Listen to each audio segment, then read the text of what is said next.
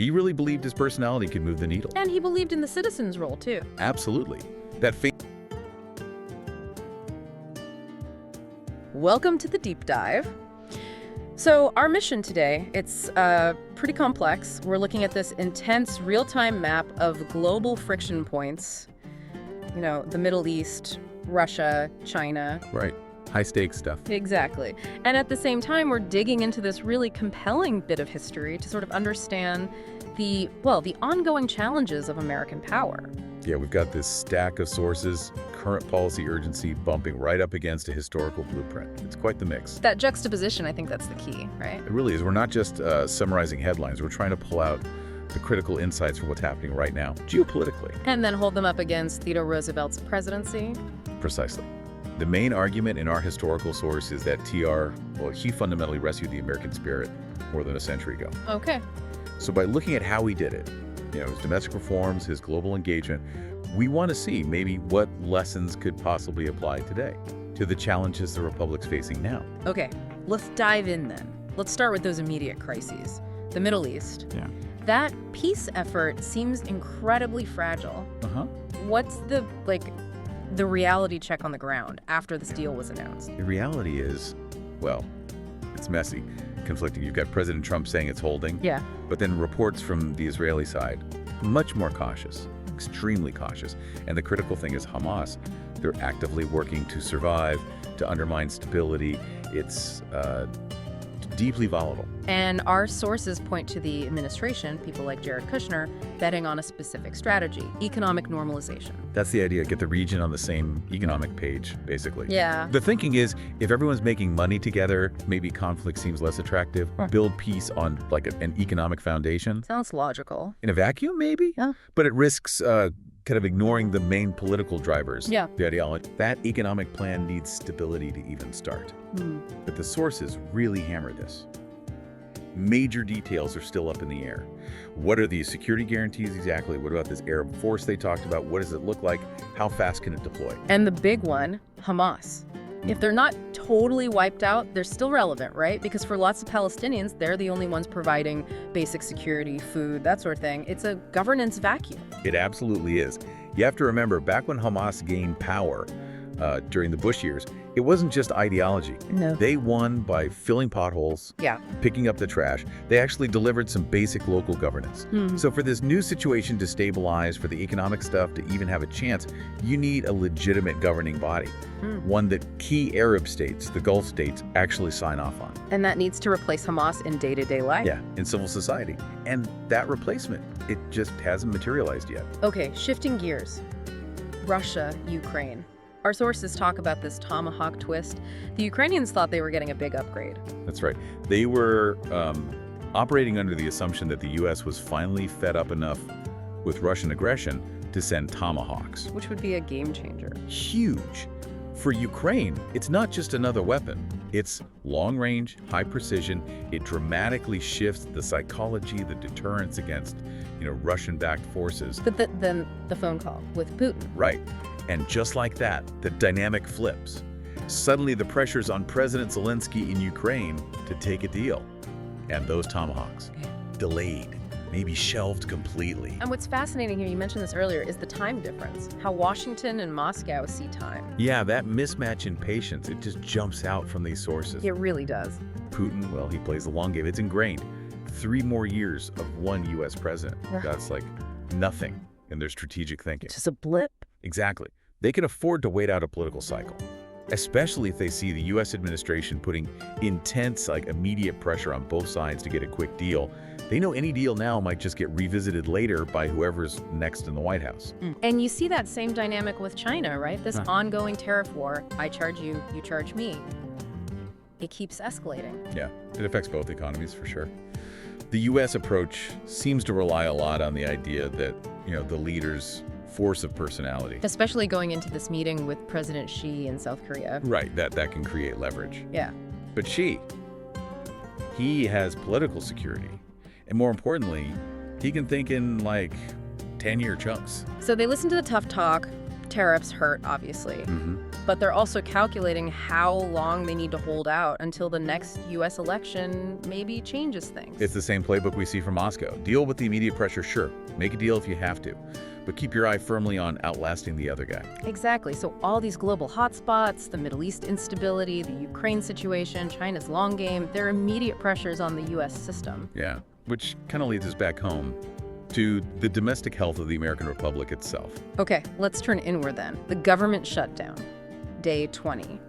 And the really strange thing, our sources say, is that for a lot of people, nobody cares or notices. It's kind of startling, isn't it? A real indictment of the modern sort of cushioned republic. The economic pain that usually forces politicians to act, it's just not being felt broadly. Because key things are protected. Right. So security checks keep coming, the military's running, air traffic controllers are on the job. So if the consequences of political gridlock are buffered like that, where does the public pressure come from?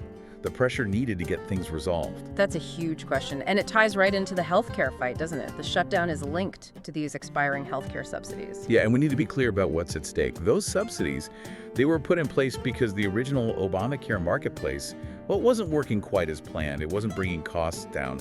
Premiums were actually rising fast for some people. So the subsidies cushioned that. For specific groups, yes.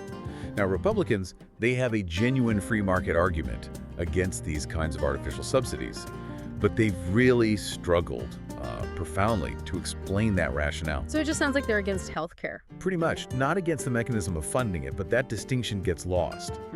If the logic is okay, but the explanation completely fails, that points to a serious communication problem. Okay, let's pivot slightly. Another domestic issue, maybe quieter. Yeah. The Pentagon press corps thing. Yeah, the policy that kicked reporters out of the Pentagon building. Yeah. That's just Yeah. wrong, a mistake. Our sources use that iceberg analogy. Which is perfect. We all focus on the White House, right?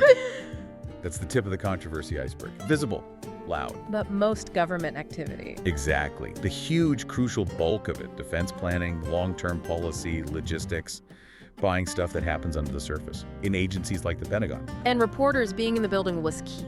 For decades, it meant quick access to press people, covering that whole submerged part of the iceberg, the less flashy but vital stuff. But removing them wasn't even the worst part. No.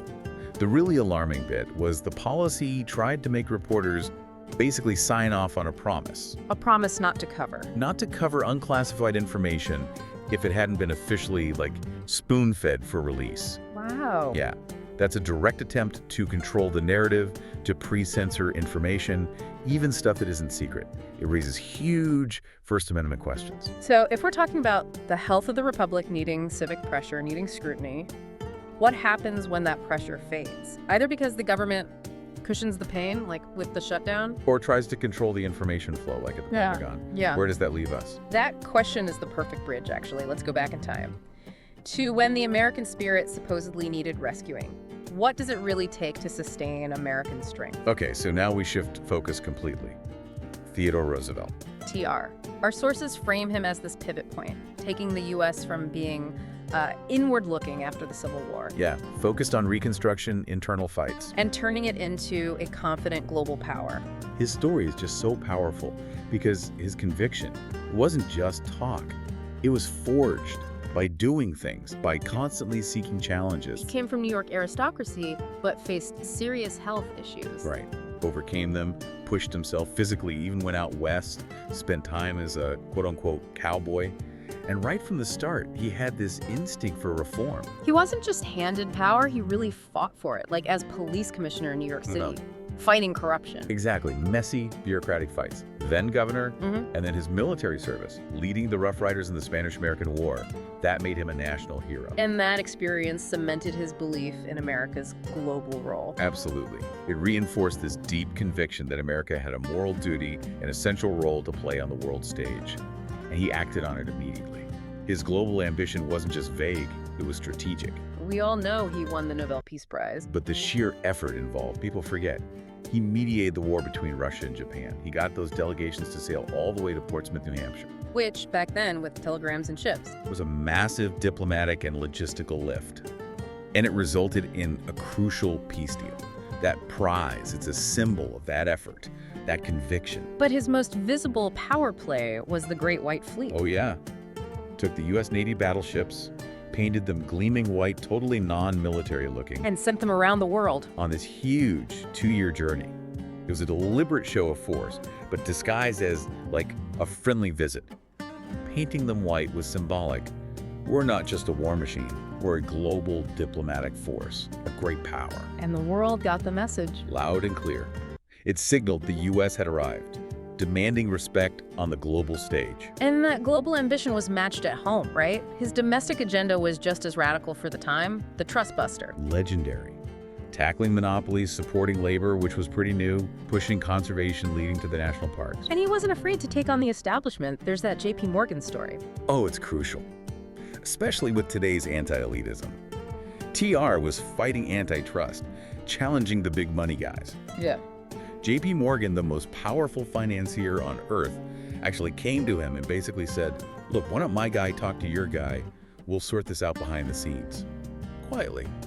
Like elites always did. The old boys network. So what did TR say? He just flat out rejected it. Told Morgan, essentially, that's exactly what I don't want. I don't want to be the elitist guy in the back room. I want to be the fighter out in the open. This battle needs to be public. Wow. He saw fighting monopolies, engaging in messy, visible reform as vital for the democracy's moral health.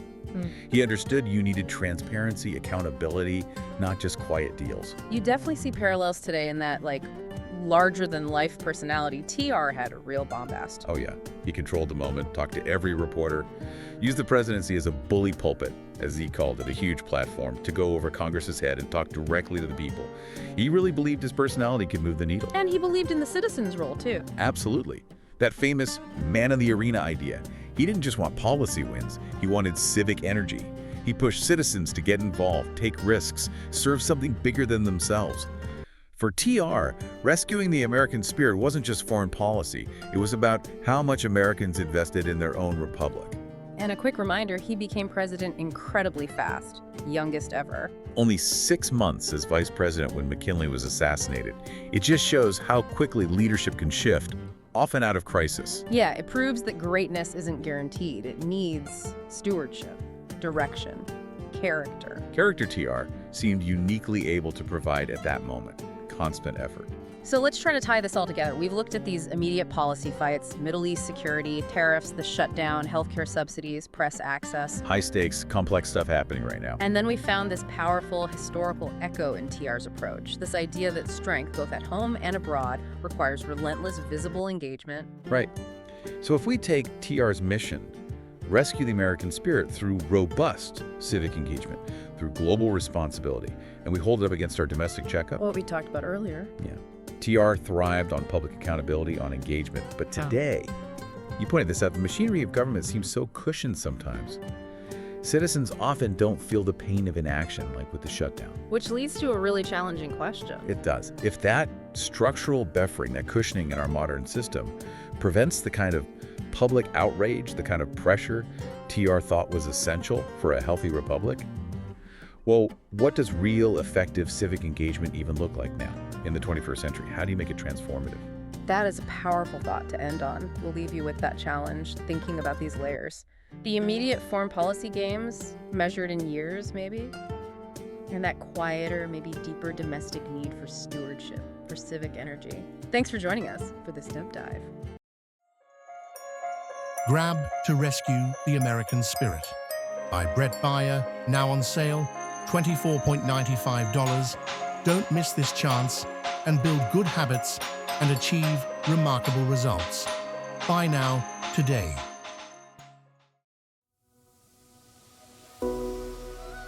Like and subscribe for more Bookhaven podcasts.